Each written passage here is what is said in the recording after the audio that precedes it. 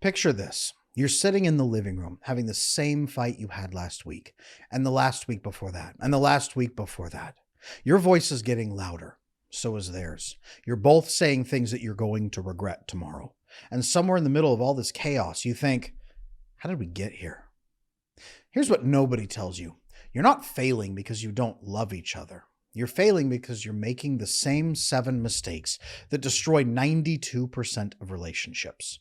Mistakes you think are normal. Mistakes you think are keeping the peace. Mistakes that feel so small in the moment, but are quietly stacking up into resentment, contempt, and eventually divorce.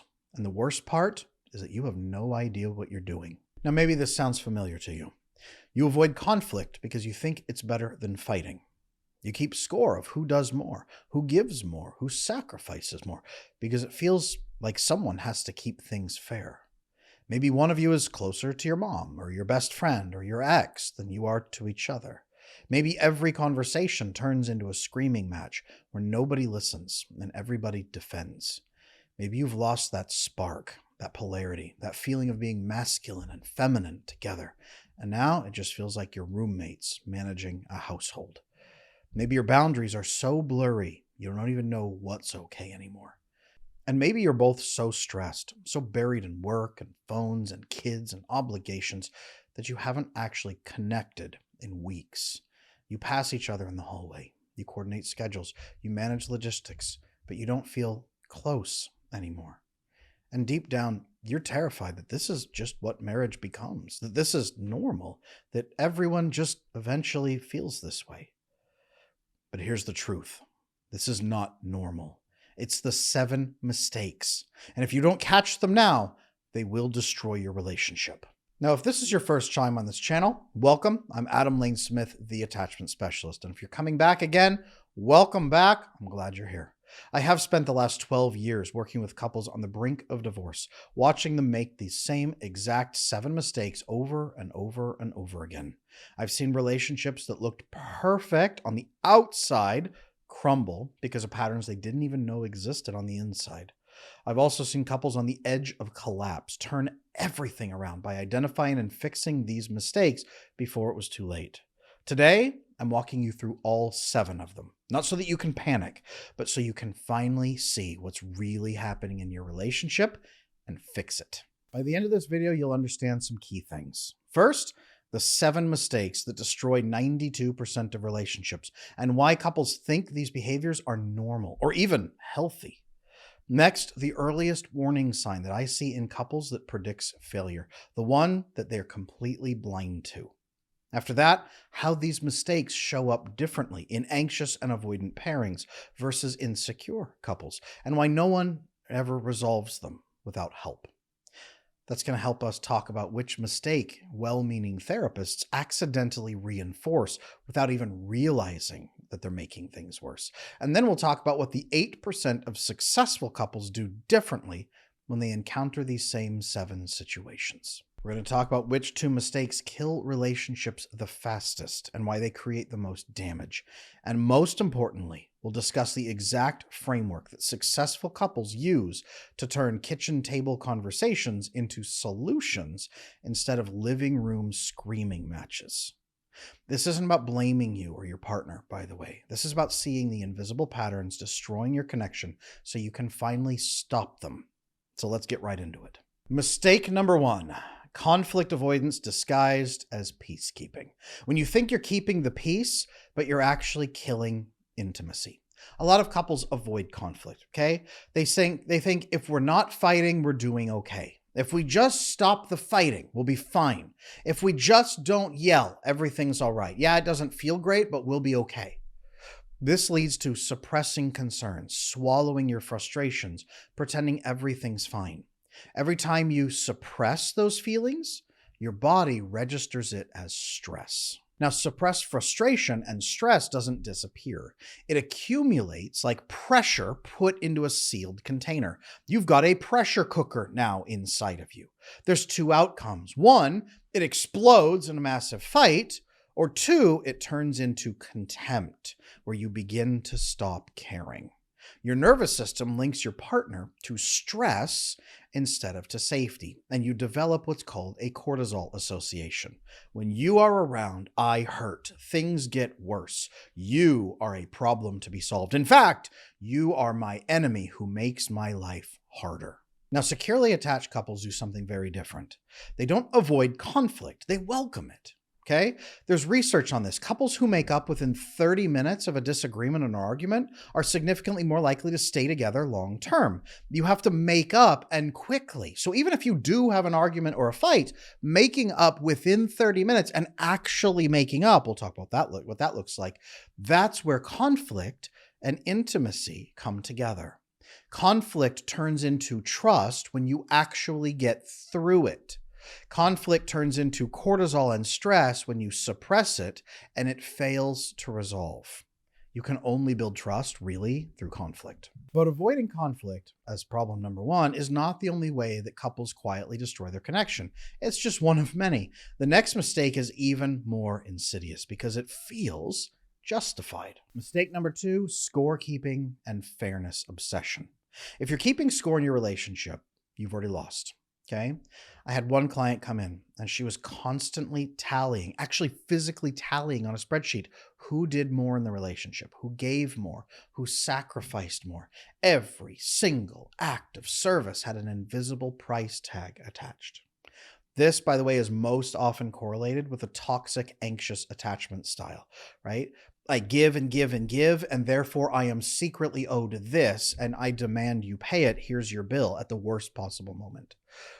Tally keeping and scorekeeping and fairness obsession, this is a massive, massive problem. Okay? I'm doing all the emotional labor and you're doing nothing. And by the way, I will say it was not an accurate tally sheet because there were a lot of things on his side that she said, well, those are just the basics. We don't track those. On her side, the basics were tracked. Now, scorekeeping destroys connection brutally. It's wild what this does. It turns love into a transactionary system. You are building a transactional economy with reptilian lack of sentiment and connection. It is a raw deal in the marketplace. You're using cash to trade for what you want. Okay. When you're keeping score, you're not really in a relationship anymore. You are in a transaction. This is a business. You are conducting business. Negotiations and transactions like that is not what we're aiming for. Negotiation based on love, intimacy, and compassion and capacity, that's one thing. But this of tallying basic services, that doesn't bond people. It actually creates competition. You try to drive other people out of the market. You try to get a better deal. You try to give as little as possible while maximizing your returns. And that turns the other person into a resource to be exploited. Ladies, I want to be really clear for you first. If you are tally keeping like this in your home and everything's a transaction, you don't have a husband, you have a customer. And that is probably very uncomfortable to hear. But men, by the same token, you are supposed to be doing a lot for your partner. That is the nature of our life. That's the nature of existence. Partners should care for each other. If you are endlessly billing them for what you do for them, you are not providing. Again, you are just engaging clients. You have people on a subscription service they can't cancel. That's a hostage situation. Now, more generous relationships are based on something else, okay? Reciprocity is natural, but open discussion of reciprocity is key. We have conversations about capacity. They turn into capacity-based negotiations. Scorekeeping is obsessive tracking. Secure couples give freely and trust that things will balance, but they have open discussions about capacity. Hey, just a heads up, my capacity is getting really low lately. I don't know how long I'll be able to give X, Y, or Z to you. I'd love to do that. For me to be able to do that, here's some that I would need in return. Do you want me to continue those things? If you do, are you willing to do these pieces? It's a very open, honest, capacity-based discussion. Okay, you don't want those things. Okay, right off my plate. Thank you. Oh, you do want those things, but you're not willing to do these things. I'm sorry, I can't offer you that. I can offer you a slimmed down version of it. Is that what you want? Otherwise, you're going to get the slimmed down version or you have to put it over here. Which one do you want? You tell me. Very clear, calm, capacity-based conversations, okay? When you don't do this, your things fall apart. That's a tally. It's not a fight. That's tallying. which will lead to fighting, by the way, down the road pretty badly when it explodes. But scorekeeping, at least keeps your focus inside the relationship. The next mistake sends emotional energy somewhere it should never go. Mistake number 3 is emotional outsourcing. If you're getting your emotional needs met by someone other than your partner, your relationship is already failing. Now, I want to be very careful here. This is not to say that you shouldn't be bonding and getting emotional connection with other people. You do need that. The research is clear. You should be regulating yourself about 70%, about 15% with a partner, and about 15% with the rest of the people in your life. You have family, you have friends, you have good people. You should get emotional needs met, but your partner should be meeting more of your emotional needs than anyone else. And you should be going to your partner first with concerns and connecting to them, not withholding from them and going to someone else instead, routinely especially. I had one client come in where his mother almost essentially emotionally was his wife. He grew up with a mom who was miserable in her marriage and continued in a miserable marriage. They never got divorced, but she raised her eldest son to basically be her emotional husband who always took care of her feelings, always called, always listened. She could always share with, and he learned, please my mom, please my mom, please my mom. So when he grew up and eventually got married someday, mom was number one priority. His wife essentially became his second wife and really didn't like that. Okay. Now I'm telling you the story as if it's one person. I have seen this hundreds of times. But it's not just men who do this either. A lot of women do too, okay? A lot of people say, I feel like I'm competing with someone else for my own partner's attention. If there's a competition feeling, you've probably got an issue, okay? Outsourced emotional intimacy, that's a massive problem. I get asked all the time, what is my attachment style? What is my attachment style? What is my attachment style? So I have finally launched the attachment assessment. This is not a short quiz that just spits out an answer after 3 seconds. This is a thorough, in-depth, science-backed assessment. Check it out on my website, adamlanesmith.com, and learn your attachment style, the severity of what you're dealing with, and some next steps you can take right now to build very secure attachment. Now, there's also a point where friendship becomes betrayal. I think friendships are mandatory, by the way, but there's healthy support versus emotional outsourcing. Healthy support is, I had a bad day. Let me vent for a few minutes, okay? Emotional outsourcing, I share my deepest thoughts, fears, and dreams with this person instead of with my partner. I had a moment earlier in my marriage where my wife came to me very upset because she thought I was sharing all of my feelings with my male best friend. And I was shocked. I said, you think I'm talking about feelings with him all day long? Turns out at the time, I was in a very stressful part of my life where I wasn't really sharing with anyone. But she thought I was sharing with him and she felt betrayed. When she realized I wasn't sharing with anyone, I was just locked down in stress, her upset feelings and feeling betrayal turned into deep compassion. And I was able to talk more. She prompted me out of it like a good wife does. And we had those deeper conversations. And now today, look, I'm thriving, but it was a very difficult part for us to go through. Friendship can become betrayal when you are giving to someone else instead of to your partner. If your partner feels left out, they're starving emotionally while the person over there is eating a feast. Now, this can also become an emotional affair when the emotional outsourcing involves someone of the opposite sex or whoever you're attracted to, and you focus on them and get a lot of fulfillment with them, and those emotions begin to build. Even if you don't act on them, you're not having sex, maybe, but you're having emotional intimacy. This feels like the partner is being replaced, and in many cases, they are. Now, when emotional needs aren't being met inside the relationship, couples often fall into the next mistake, one that creates so much damage, it's almost impossible to recover from. Mistake number 4 is reactive communication loops. If every conversation turns into a fight, you're not communicating anymore. You're just reacting. I had a couple that came into my coaching practice. I almost had to yell at them just to get their attention. They were so deep in this loop that one would speak and the other one would, whoa, and spark, and then go, and then they would just loop. And it was hard to drag them out of it. They couldn't even hear me trying to interrupt. Hey guys, hey, wait a minute. Hey, wait. And they were just looking at each other, paying a significant price for my coaching, ignoring me to just fight over seemingly very little. Okay. The problem here is that you say something, they hear it as an attack, they defend or counterattack, you get hurt and you loop. Now you're both just yelling statements at each other, which escalates higher and higher and higher, out of control, till both of you, your logical brains diminish, your emotional brains spike off the charts, and all you're thinking is the next 5 seconds, how do I minimize my pain and maximize my pleasure, which is probably going to involve hurting you. In a reactive loop, I look for these. It's when no one's actually listening. No one's trying to understand. You're both just yelling statements at each other, or even worse, just saying statements at each other like this. Right? Nobody's even trying to solve the problem anymore. They're just reacting, defending, yelling. It keeps looping, getting worse, getting louder. Once you're in this loop, here's what's happened. Your amygdala, the fear center of your brain, has hijacked your brain. Okay? Your prefrontal cortex, the judgment center that then goes into the frontal cortex and a lot higher thinking, shuts down. You're not really capable of empathy or logic anymore. Those are gone. Your nervous system goes into fight, flight, fawn, freeze mode.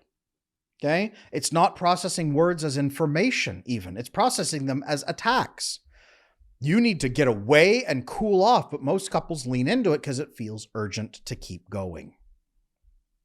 But reactive loops, they often happen because of deeper imbalances in the relationship. And the next mistake creates one of the most destructive imbalances possible. Mistake number 5, a complete loss of masculine-feminine polarity. I want to talk about what this means because a lot of strange content creators online use it as sort of woo-woo magic energy sort of way. That's not where we're going today. There is actually a strong polarity for attraction that must be there.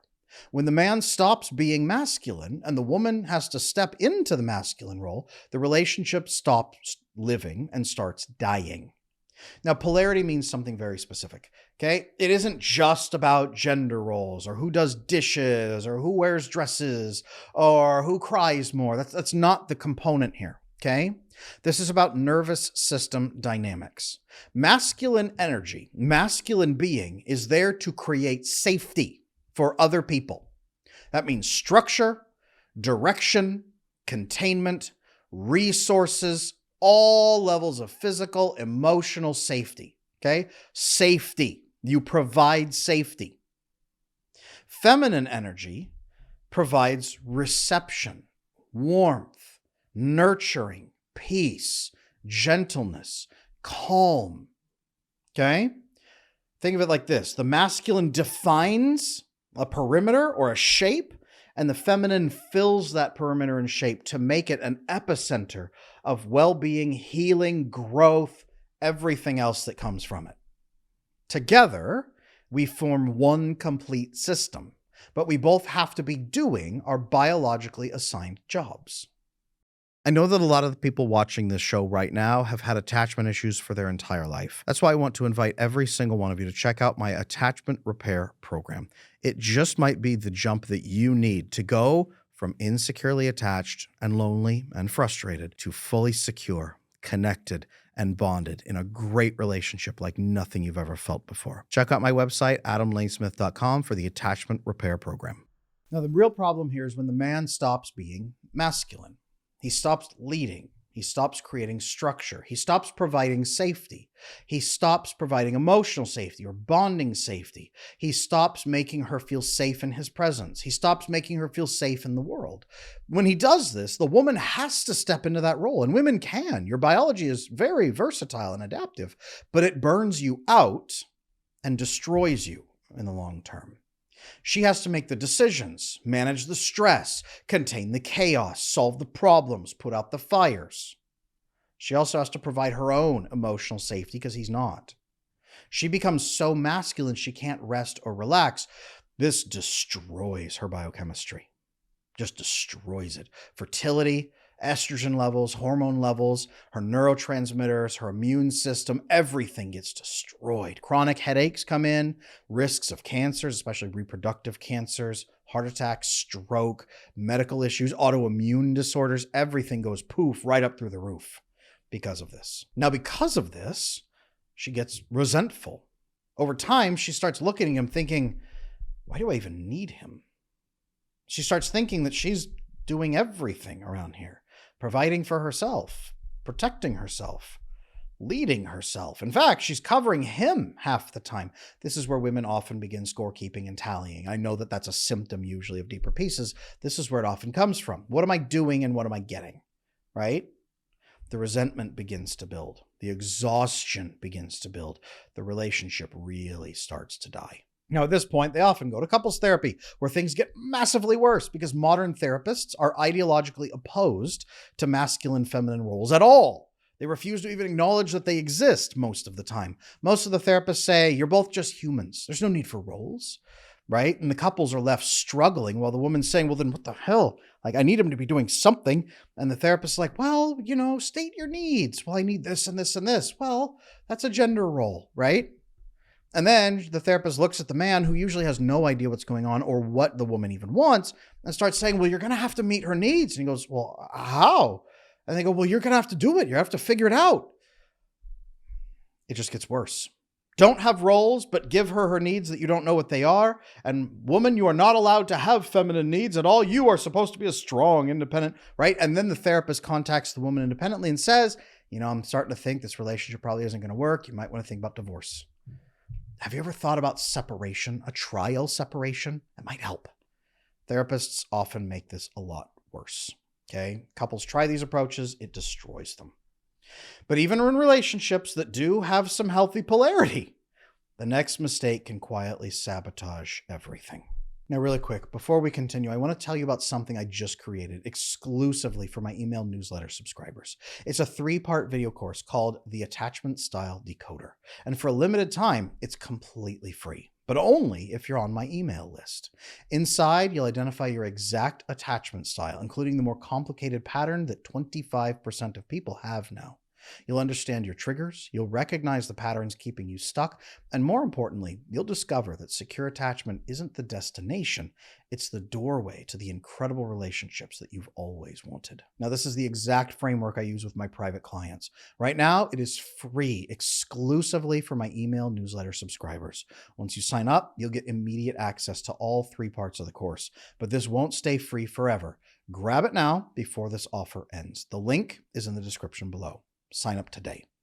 Now let's keep going with the remaining mistakes. Mistake number 6 is unclear boundaries. Because if you can't say no, your relationship will suffocate both of you. I had one couple come into me with this issue, arguing about the husband's former dead wife. They were screaming at each other in the sessions about his formerly dead wife. He was a widower and she had passed away. She was cremated and he had her urn.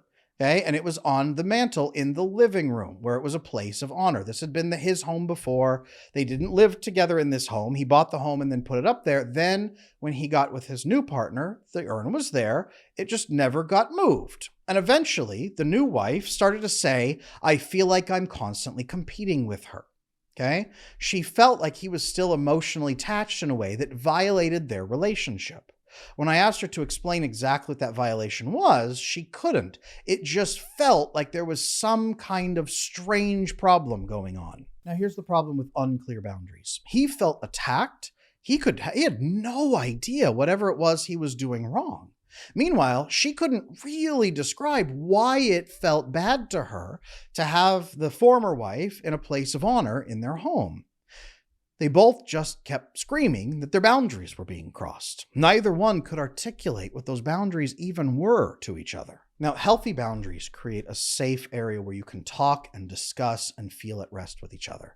Boundaries are not about control. They're about clarity and then peace. Boundaries are saying, hi, this is what I need to be able to feel safe and loved in this relationship, and then to give to you in return. When boundaries are clear, both partners can finally relax because they know where the lines are. Couples need to learn what your boundaries are and why. But in the case of this couple, you also need to ask other people what their boundaries are and why. You need to understand why people do what they do and why things are important to them. If you don't, you will never build a loving relationship with anyone. But even with clear boundaries, many couples still fall apart because of the final mistake, one that is becoming epidemic in modern relationships. Mistake number 7 is what I call chronic stress displacement. If you're using work, kids, or your phone to avoid your partner, you've already checked out. Now, stress displacement is very specific.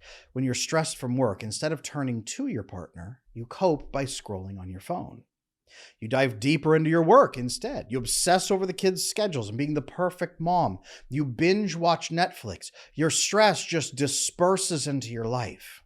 You're running on empty. And the last thing you want is to be emotionally available to somebody else. You're dispersing stress through your life. Whether you're yelling at anyone or not, you're pouring yourself into things that make you feel better instead of connecting with your spouse. Now, this destroys relationships because we start thinking, I am too exhausted to connect. I need to decompress first.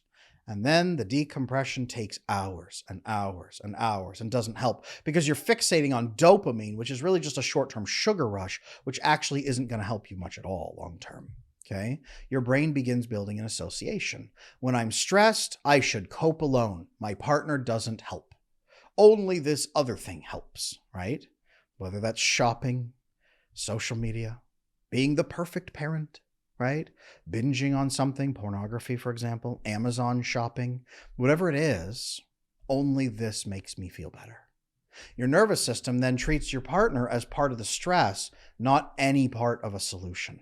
Now, if you don't think this is deadly, keep in mind that stress levels today in the modern world are higher than anything we've ever tracked. Humans are under more stress than we're ever meant to handle. It is getting out of control and actually getting worse. It's going in the wrong direction. Okay? This is hitting everybody. So these are the 7 mistakes. If you recognize yourself in multiples of these, you're not alone. Most couples are making at least 3 or 4 of these without even realizing it. But here's the critical question. What do you do about it? Now, I'm going to give you the earliest warning sign that's predicting failure first. Okay, there's one pattern I see that predicts divorce more reliably than any other. And I'm doing this because I know you're asking right now, Adam, how much time do I have? Is it really that bad? Most couples have no idea they're doing this, so it's getting worse. It's the hyper-individuation instead of partnership. I am hyper-individuated instead of partnered with you, okay? This is the earliest warning sign. Instead of turning to each other for comfort, they hyper-individuate. This is the last mistake, but on steroids. Okay? When you move apart, problems are solved away from each other. This is a major, major problem. Okay? You get angry when the other person's around during stress. You pull away and feel better when you're apart. This is one reason that trial separations falsely make you feel like you can't be together in many circumstances, because you feel relief that the pain is gone and then decide that life is only good away from your partner and it's hopeless. So then you give up. Now, when you pull away instead of solving problems together, you completely destroy the opportunity for any vasopressin bonding. Vasopressin being the bonding hormone that's released when we solve problems and challenges and overcome stress together, also intimately tied to monogamy and desire and trust and loyalty. This is one of the factors for intimacy and monogamy being successful, and we give it up by not solving problems together. We pull away instead. Okay. Now we go down a path that's very deadly. You consistently avoid your partner during stress. Your brain builds instead vasopressin with nobody. I am alone in a field solving problems. Now you have no monogamous connection or loyalty at all. You're just in it because you have to be. Now there's a piece of paper forcing you to be together and you can't go be with somebody else. This is where you begin building a stress system, a cortisol association. When they're around, they make my life harder. I don't want them around. If they weren't here, I could be happier with someone else. Your nervous system learns my partner equals more stress. The cortisol association then grows into resentment. You make my life bad and you don't even care. This can often grow into contempt. I don't like you. You're less than anybody else to me. You're awful. You're the reason I'm unhappy. Contempt, according to research, is the #1 indicator for divorce. This is the pipeline. Cortisol association, resentment, contempt, divorce. Now, even worse, this is like dominoes falling, especially in modern day. It all starts with that first little micro withdrawal, the first moment you choose to solve a problem alone instead of together. There's nothing wrong with self-regulating. That's a good thing. But solely pulling away so you can solve problems only by yourself, once that falls, it snowballs and grows and grows, especially if you're just coping with dopamine. It just snowballs out of control. So now that you know these mistakes and you know the warning sign, what do the 8% of successful couples actually do differently? Let's talk about that. Successful couples have what I call kitchen table conversations. Failing couples have what I call living room screaming matches. These are two very different things. The kitchen table discussion framework is crucial here. The 8% of people, when problems arise, they sit down together and they have a kitchen table conversation. They sit down and say, okay, here's what I've observed. Help me understand where this is coming from. Help me to take care of you. This is what I'm seeing. What are you seeing? What's happening on your side? How are you feeling in our relationship? What would need to change? Under what conditions would you feel happy in this relationship? It's a lot of questions and answers and understanding. Growing your understanding together through questions and mutual information exchange. Now, they listen, they reflect back on what they heard, and they share more context. They identify the problem together. Then they say, okay, sounds like the real problem is X. How can we work together as a team to fix it? What can we do? What's our plan? They have challenge-based loyalty.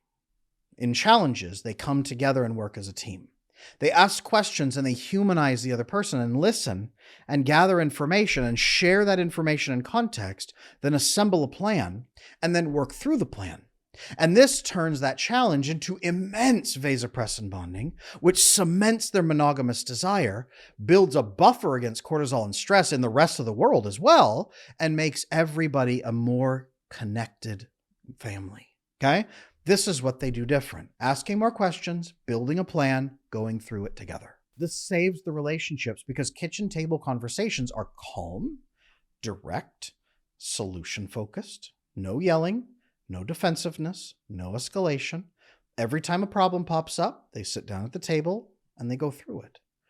Depending on the choice here, you can have kitchen table conversations about any problem in your life, anything. Your sex life, how much you're not getting or how much you want to be getting. You can have a conversation about how money's being spent. You can have a conversation about the hardships you're going to face in the next 6 months and how to get through them together instead of alone.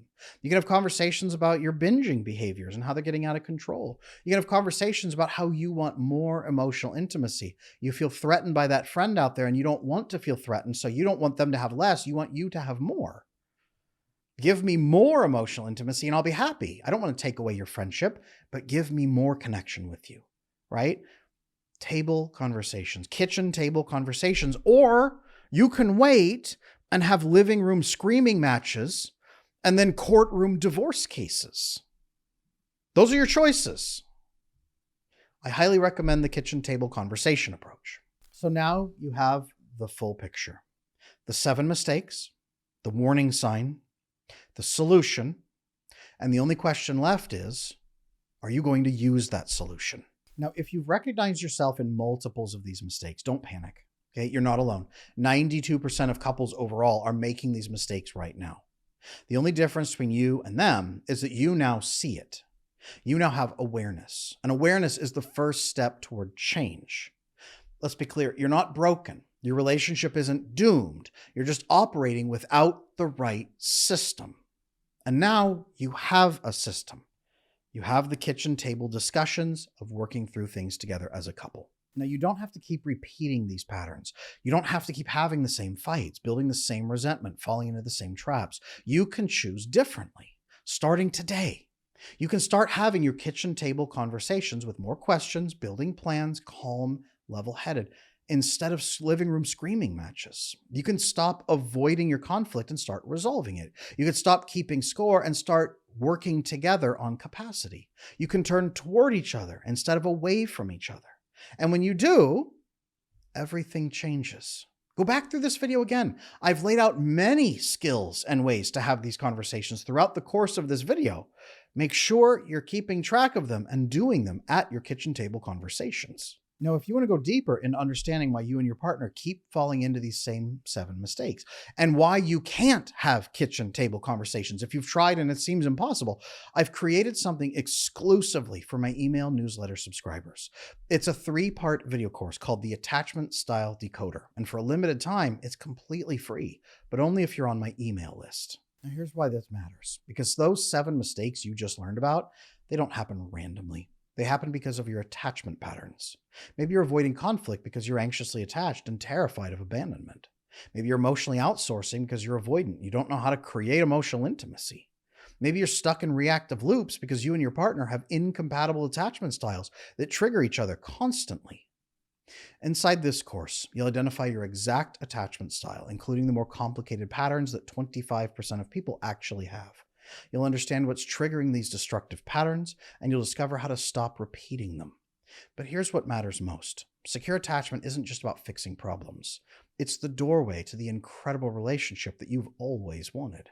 The kind of relationship where you have kitchen table conversations instead of living room screaming matches, where you turn toward each other instead of away.